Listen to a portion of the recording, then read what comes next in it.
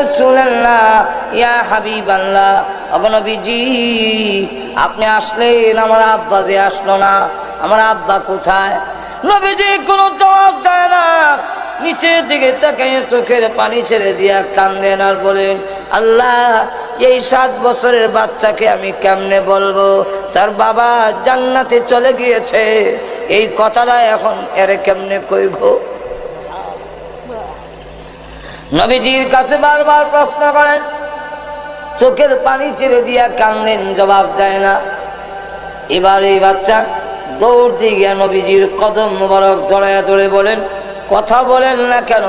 শুধু চোখের পানি ছেড়ে দিয়া কান্দেন, কিন্তু কথা বলেন না কেন? আল্লাহ নবী তখন লাগতে বলে, রে বশীর ইবনে উকবা, তোর আব্বা যুদ্ধের ময়দানে শহীদ হইয়া আল্লাহ তোর জান্নাতের ভিতরে চলে গেছে।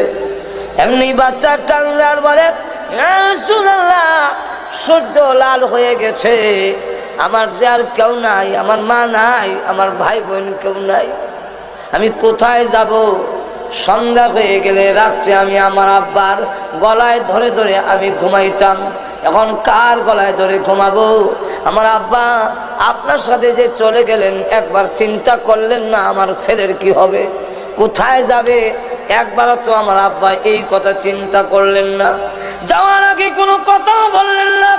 আল্লাহর নবী ডাক দিয়েছেন, ছেলের কি হবে না হবে সেই দিকে আর খেয়াল নাই, শহীদ হয়ে গেছেন। নবী গো কোথায় যাব, কার কাছে যাব? সন্ধ্যা হয়ে গেলে এখন আমি কার গলায় ধরে ঘুমাবো?